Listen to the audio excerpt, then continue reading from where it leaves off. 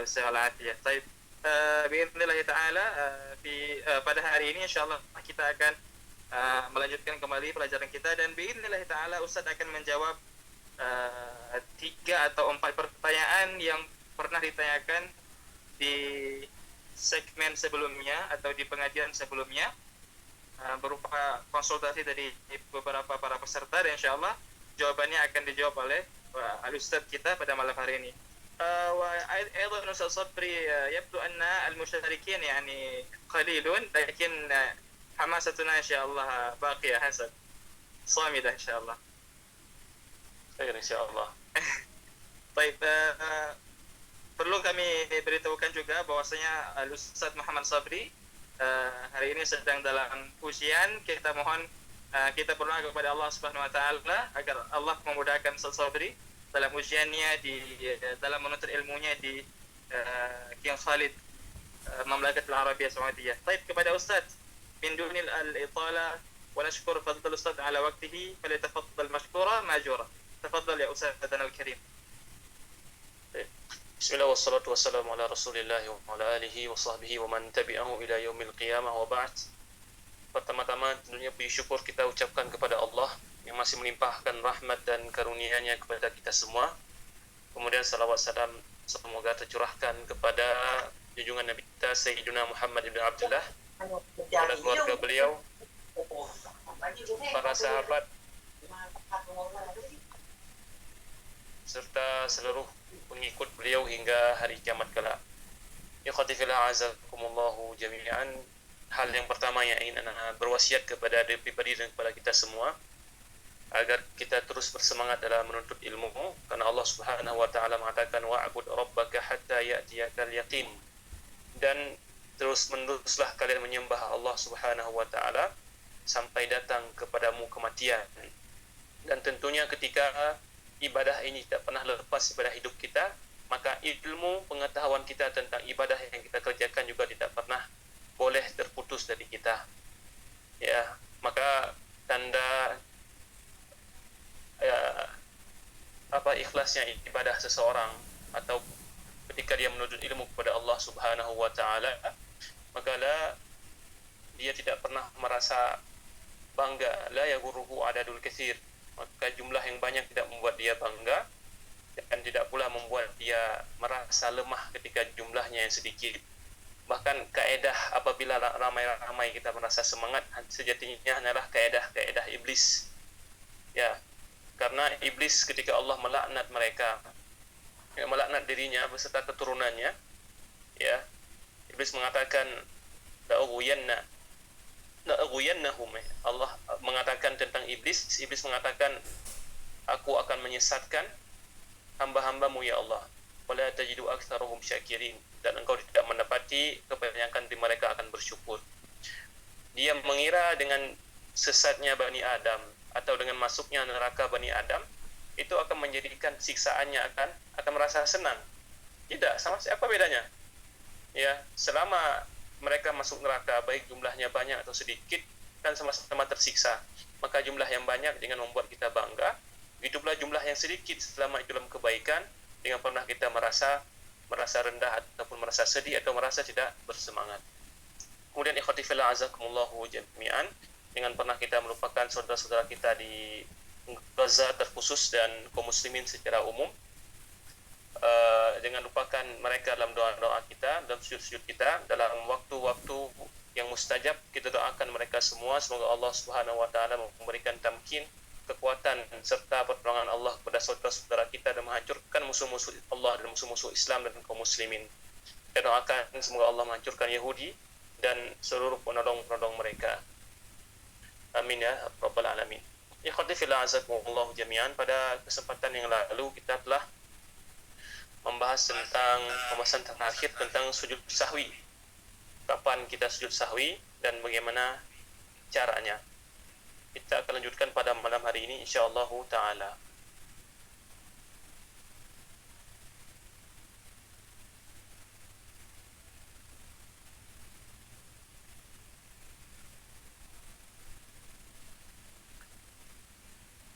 Layar terlihat? Terlihat, Ustaz.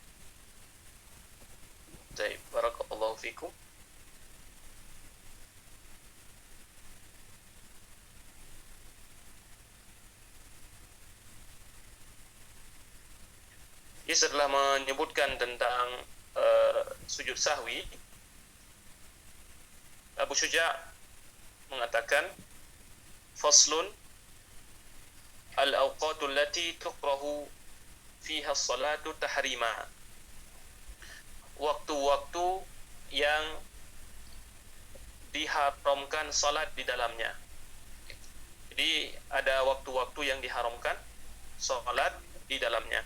Maka perlu kita pahami ikhwati fillah azakumullahu jami'an, salat itu ada dua ya. Secara pembagian secara sebabnya ada dua. Ada yang namanya salat mutlak atau salat yang tidak ada sebab.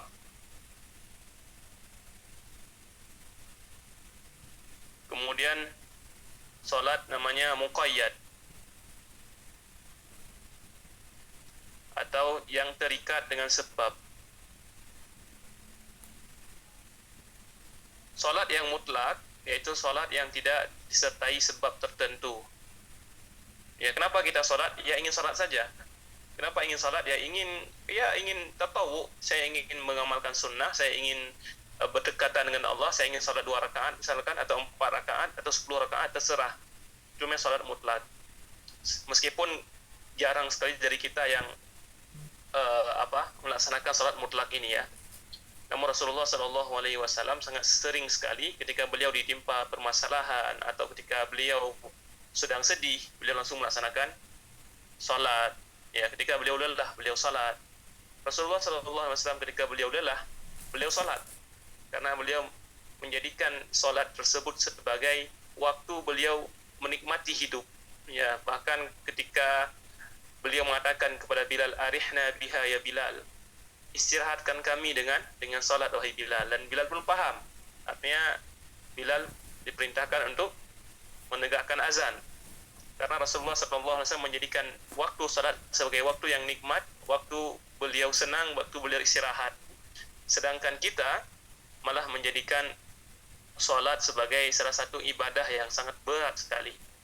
Nah, wasta'inu bis sabri was salah wa innaha lakabiratun illa 'alal khashiyin. Allah mengatakan, minta tolonglah kepada Allah dengan sabar dan salat, dan sungguh salat itu sangat berat sekali ya, kecuali bagi orang-orang yang khusyuk. Maka itu salat mutlak kita katakan. Ya, Rasulullah SAW ketika beliau sedih, beliau punya masalah, ketika beliau ingin istirahat, maka beliau salat sunnah mutlak. Maka Rasulullah mengatakan Allah menjadikan qurrata ain, menjadikan keindahan, Allah memberikan kesenangan kepada Rasulullah SAW di dalam salat beliau. Kemudian jenis yang kedua kita katakan salat muqayyad. Salat muqayyad itu salat yang terikat dengan sebab. Misalkan salat sunnah rawatib, baik sebelum ataupun sesudah ya, qabliyah ataupun ba'diyah, salat tahiyat masjid, ataupun salat misalkan salat setelah tawaf 2 rakaat, dan salat-salat yang ada sebab lainnya. Maka ketika Syekh sini menyebutkan waktu yang diharamkan baginya salat, ada waktu-waktu yang diharamkan salat. Salat apa yang dimaksud?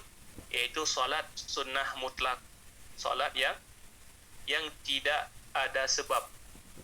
Maka salat yang inilah yang dilarang. Sedangkan salat yang ada terikat dengan sebab, maka diperbolehkan.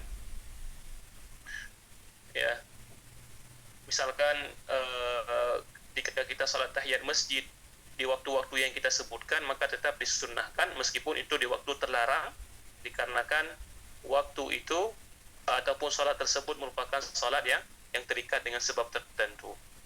Syekh menyebutkan wa khamsatu awqatin la yusalla fiha illa salatun laha sabab. Ada 5 waktu yang tidak dikerjakan salat di dalamnya melainkan salat yang ada sebabnya atau yang muqayyad. Apa saja 5 waktu tersebut? Dia mengatakan ada 5 waktu yang tidak boleh seseorang salat tanpa adanya sebab. Yang pertama, ba'da salati subhi hatta tatlu' asy-syams. Ya, yang pertama setelah salat subuh sampai terbit matahari. Ya, selesai subuh selesai salat subuh sampai terbit matahari. Maka tidak ada salat sunnah di situ yang salat sunnah yang tanpa ada sebab. Misalkan setelah salat subuh kita ingin salat 2 rakaat, boleh apa tidak? Hukumnya haram. Karena itu waktu yang dilarang untuk salat sunnah yang mutlak, yang tidak ada sebab, sampai terbit matahari. Kemudian berikutnya saya mengatakan waktu yang kedua ialah inda tulu'iha hatta tadakkamala wa tartafi'a qadar rumhin. Ketika matahari terbit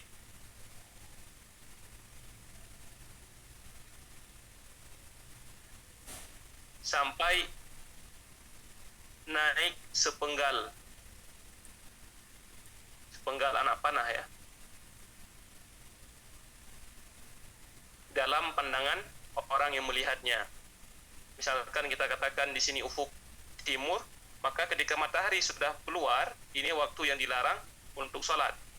Kapan baru boleh? Ketika matahari sudah naik sepenggal. Apabila kita melihat, misalkan ada seseorang melihat di sini, dalam pandangannya jarak antara ufuk dengan matahari ya sekitar 1 anak panah, maka itu waktu yang baru diperbolehkan untuk sholat atau masuk waktu duha. Maka tidak boleh sholat di waktu keluarnya matahari. Adapun kesalahan dari sebagian kaum muslimin tentang pelaksanaan sholat syuruk atau sholat isyraq. Ada yang pernah dengar sholat syuruk? Pernah, Ustaz. Bagaimana sholat syuruk itu? Ketika terbit. Baik, mungkin itu maknanya masih naqis ya, masih kurang. Jadi sholat syuruk ialah sholat yang dilaksanakan oleh seseorang yang sholat subuh berjamaah di masjid, kemudian dia tidak keluar dari masjid sampai keluarnya matahari. Setelah subuh dia duduk di masjid ya, berzikir kepada Allah Subhanahu wa taala sampai keluarnya matahari, kemudian dia salat 2 rakaat. Maka disebut salat syuruk atau salat isyraq. Yang Rasulullah SAW menjanjikan dia akan mendapatkan pahala haji dan umroh dengan sempurna. Nah, kebanyakan kaum muslimin ketika mengartikan kalimat syuruk ini ialah persis ketika matahari terbit. Misalkan ketika kita melihat taukid atau waktu di Indonesia, misalkan di daerah Aceh itu waktu subuh misalkan jam 5.20 misal pagi. Kemudian ditulis waktu keluar matahari misalkan jam 6 misal. Itu keluar mataharinya jam 6. Maka mereka langsung sholat di waktu keluar matahari itu. Maka itu salah, tidak diperbolehkan, karena kita katakan sholat tidak diperbolehkan ketika keluar matahari. Namun waktu syuruk itu sebenarnya ialah awal waktu duha, yaitu para ulama menyebutkan sekitar rubu' sa'ah setelah keluar matahari. Berarti sekitar 15 menit setelah matahari keluar. Ya, maka jam 6.15 itu baru boleh salat syuruk, bukan ketika matahari keluar.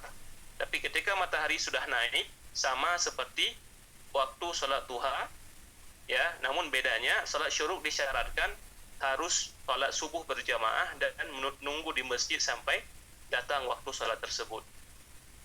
Ya, jadi tidak boleh salat di waktu keluar matahari, tapi menunggu sampai matahari keluar ya sekitar 15 menit setelah keluar pertamanya, setelah naik agak tinggi. Dipahami ya?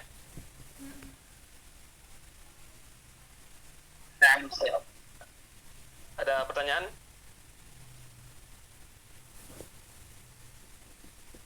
Tidak ada. Itu waktu kedua. Kemudian waktu ketiga, waktu yang dilarang untuk salat, yaitu idza stawat hatta tazula, ketika matahari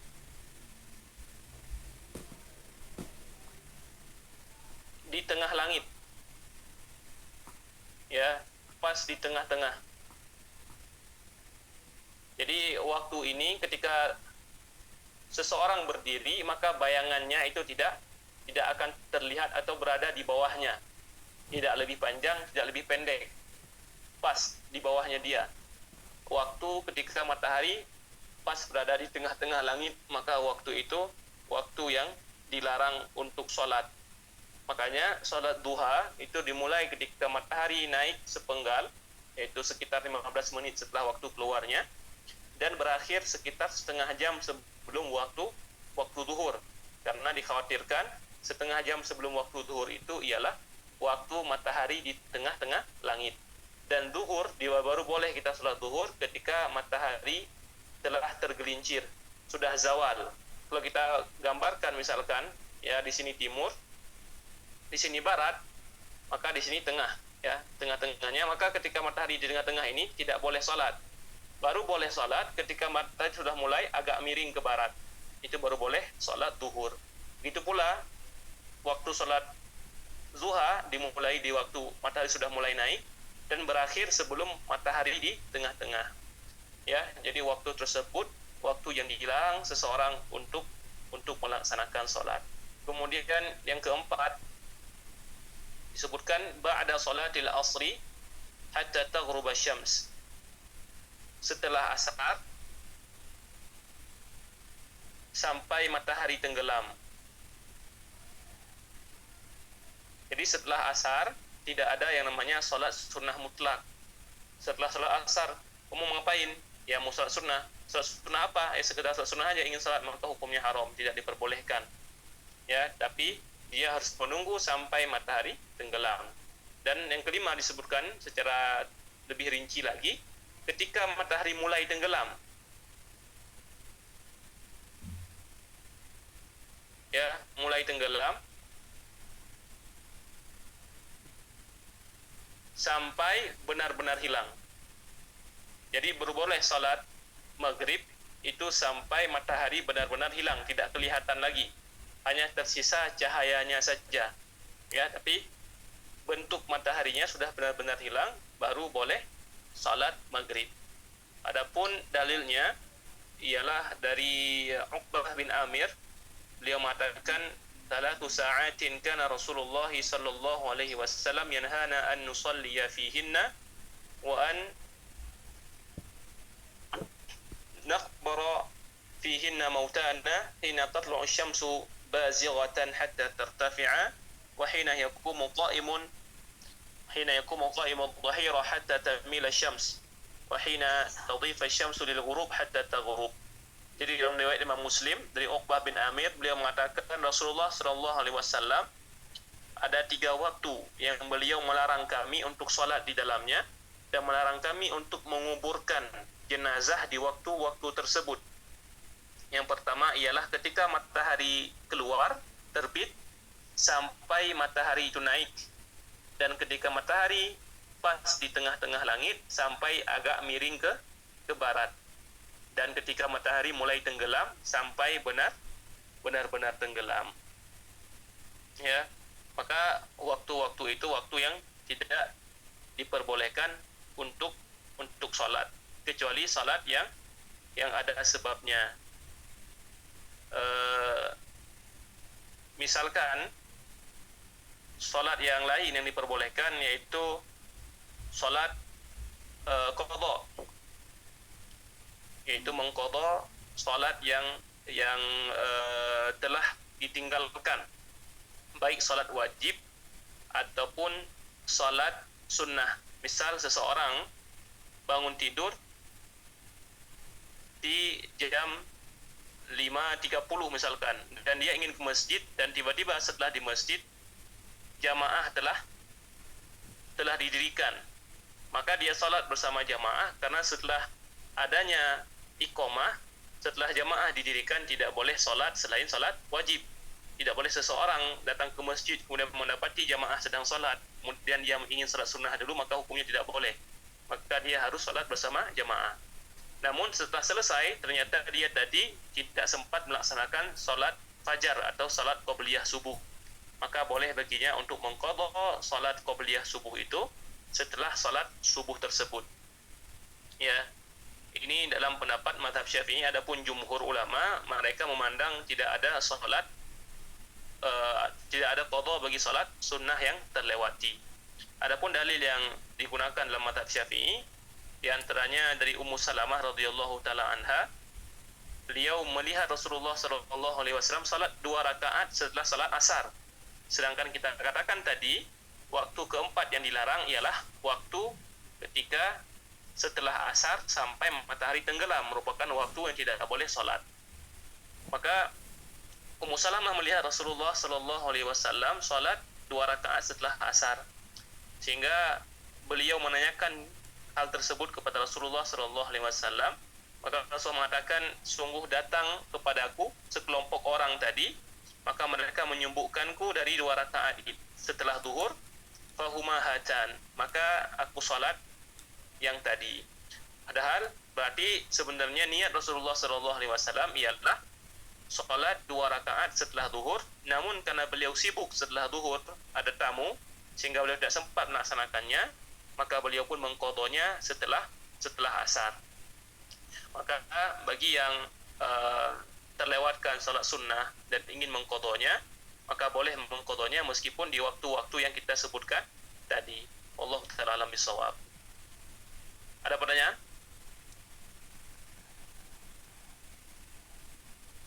Mafhum Ustaz. Baik.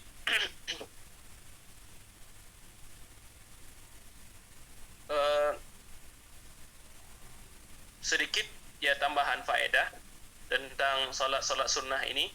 Kita katakan tadi ada salat sunnah yang mutlak dan ada salat sunnah yang muqayyad. Jadi An-Nawawi menyebutkan dalam kitab beliau Al-Majmu' ya. Tentunya kita semua tahu Imam Nawawi merupakan salah satu ulama yang paling terkenal dalam mazhab Syafi'i. Dalam kitab beliau Al-Majmu', beliau menyebutkan salatul raghaib wal alfiyah salatani mubtadi'atani munkaratan fala taghtarru bi dhikrihima wala bil hadithi al-madhkur fihima fa inna dhalika batil.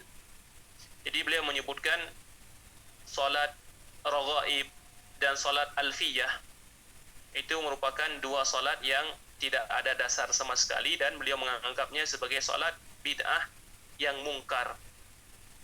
Ya, salat yang tidak ada dasarnya. Ana belum pernah mendengar, memang dalam praktek di tempat ana belum pernah mendengar salat raghaib maupun salat alfiyah. Namun ana pernah mendengar di beberapa tempat di Indonesia